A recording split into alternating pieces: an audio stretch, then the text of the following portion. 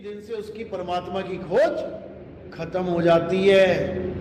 वो परमात्मा को खोजना बंद कर देता है, क्योंकि उसकी आत्मा में ही परमात्मा का मिलन हो जाता है, उसको प्राप्त हो जाता है। इसी को गुरु ग्रंथ साहब में बोला गया, आत्म में राम, राम में आत्म, चीनस गुरुमुख विचारे। जो गुरुमुख यानी गुरु के द्वारा बताए हुए विचार को चीन लेता है, उसको अपने जीवन में अमल में ले आता है, केवल सुनता नहीं उसको अनुभव भी कर लेता है, तब समझो कि उसका जन्म मरण का रोग खत्म हो जाता है। अब वो इसी जीवन में जन्म मरण का चक्कर तोड़ देता है, उसको अगले जन्म में जाने की जरूरत नहीं पड़ती, या उसको मरने के बाद वाली किसी मुक्ति की जरूरत नहीं पड़ती कि मैं मरूंगा तब मुक्त होऊंगा, मैं मरूंगा तो सतलोक जाऊंगा, मैं मरूंगा तो स्वर्ग में जाऊंगा। अरे मरने के बाद किसने बताया कि कहां चले गए? कोई बताने नहीं आया आज तक। और जिंदा आदमी जाके देख नहीं सकता कि मेरा पिता मेरा दादा जो मरा है गया कहां है। जिंदा देख नहीं सकता, मुर्दा बता नहीं सकता, तो तुम्हें पता कैसे लगेगा मैं कहां हूं? या मेरा गुरु या मेरा कोई पुरोहित पंडित जो हमें मार्ग बता रहा है वो सही है या गलत है, कैसे पता लगेगा?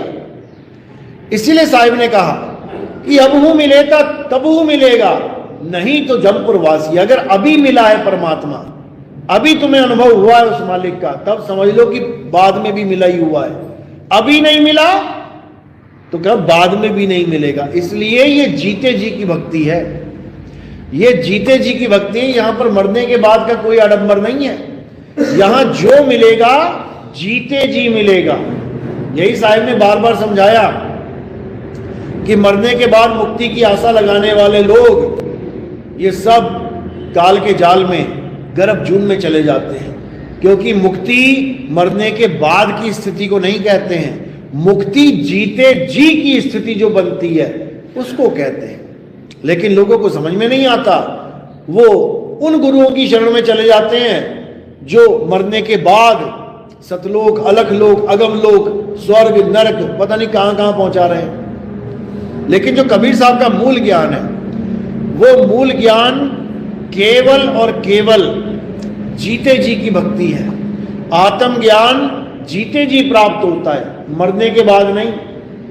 इसीलिए साहिब ने बताया कि जल में मीन प्यासी, मुहे देखत आवे हांसी, आत्म ज्ञान बिना नर भटके।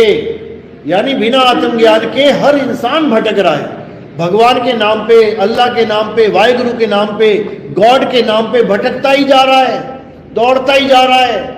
जैसे भेड़ बिना सोचे समझे किसी दूसरी भेड़ के पीछे लगी रहती है कि वो कहां जा रही है, एक बार भी नहीं सोचती। अगर एक भेड़, आगे वाली भेड़ पानी में छलांग मार दे तो सारी भेड़ें पानी में छलांग मार देती हैं। एक भेड़ कुएं में गिर जाए तो सारी भेड़ें कुएं में गिर जाती हैं। एक भेड़ आग में चली जाए तो सारी भेड़ें आग में चली जाती हैं। ये भेड़ चाल है, और इस भेड़ चाल में ही सारे संसार के गुरुआ लोग फंसे हुए हैं। क्यों? क्योंकि वो अपने गुरुओं की भेड़ चाल में, जैसा गुरु जी बता गए चेला जी वैसे ही बताई जा रहा है आगे। अपना निज अनुभव क्या है ये किसी के समझ में नहीं आ रहा। गुरु गद्दियां चल रही हैं, जैसा एक गुरु ने बता दिया वही सेम डिट्टो सत्संग सुन सुन के चेला आगे बता रहा है।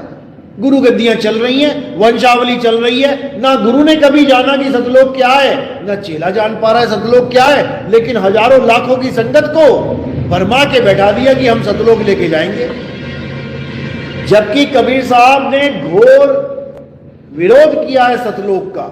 याद रखना इस बात को। कैसे सतलोक का विरोध किया है? पहली बात तो इन लोगों का सतलोक डुप्लीकेट सतलोक है, जिसमें सोने के पहाड़ हैं। अब इनको पूछो सोने का पहाड़ है, भैया सोना तो मिट्टी से निकलता है, यानी वहां मिट्टी भी होगी। फिर वो कहते हैं वहां पे काजू बादाम किशमिश है, तो काजू बादाम किशमिश तो पेड़ों से प्राप्त होते हैं। पेड़ 184 जून होती है, इसका मतलब तुम्हारे सतलोक में 84 लाख योनियां भी हैं। फिर कहते हैं वहां दूध की नदियां हैं, दूध आदमी तो देगा नहीं, दूध तो गाय बकरी देगी, इसका मतलब वहां पे दूध देने वाला भी कोई है। फिर 84 का चक्कर है वहां पे। यानी कि जो तत्व तुम्हें यहां दिखाई दे रहे हैं, माया ने ऐसे ही तत्वों के द्वारा एक नकली सतलोक की रचना की है। और कबीर साहब सतलोक के घोर विरोधी हैं, समझ लो। साहिब समझा भी रहे हैं, कर नैनो दीदार महल में प्यारा है, उसमें देखो क्या लिखा है। सारी रचना समझा के, सतलोक, अलख लोक, अगम लोक, सारी रचना बताने के बाद क्या कह रहे हैं? अरे काया भेद किया निर्वारा, ये सब रचना पिंड मंझारा, माया अवगति जाल पसारा, सो कारीगर भारा है। कर दिया ना खात्मा। दो ही लाइनों में सारे सतलोक, अलख लोक, अगम लोक सबका खात्मा कर दिया। कहीं नहीं जाना, कहीं जाना ही नहीं है। अरे ना कहीं आना और ना कहीं जाना, आपे में आप समाना, अपने आप में समाना है। कैसे समाएंगे? आगे खुलासा कर रहे हैं। कह रहे काया भेद किया निर्वारा, ये सब रचना पिंड मंजारा, माया अवगति जाल पसारा, सो कारीगर भारा है। आदि माया कीनी चतुराई, और झूठी बाजी पिंड दिखाई, अवगति रचना रची अंडमाही, ताका प्रतिबिंब ढाला है। यानी जितनी भी ये काया के अंदर रचना, कोई कह रहा है इंगला पिंगला सुषमना से जाएंगे, वहां पर ऐसा होगा वैसा होगा, सब माया का जाल है। कोई कह रहा है नाभि से उठेंगे, ऐसे चलेंगे वैसे, सब माया का जाल है। कोई कह रहा है श्वासों में ध्यान लगाएंगे, सोंग सोंग जपेंगे, श्वासों के द्वारा प्रकाश ही प्रकाश, सब माया का जाल है। A to Z माया का जाल है। तुम निकल ही नहीं सकते माया के जाल से। कैसे निकलोगे? एक ही फार्मूला है, केवल एक फार्मूला है। और वो फार्मूला क्या है? साहिब समझा रहे हैं, शब्द विहंगम चाल हमारी, और कहे कबीर सतगुरदई तारी, खुले कपाट शब्द झनकारी, और पिंड यंड के पार, सो देश हमारा है। इस दो लाइनों में निबेड़ा कर दिया कि सबसे पहले तो समझ लो कि विहंगम चाल क्या होती है।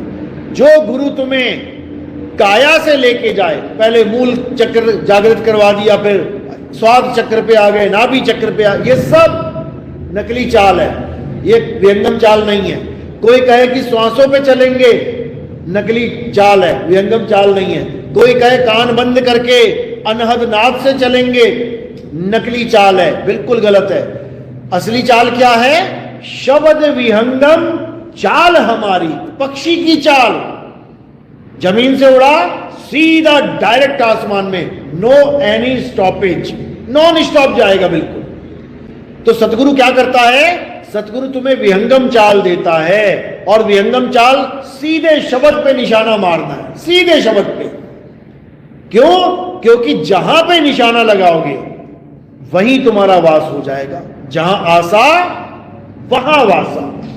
तो निशाना कहां लगेगा? निशाना कोई मारे संत सुजान, कोई बिरला ही निशाना मारेगा, और सीधे निशाना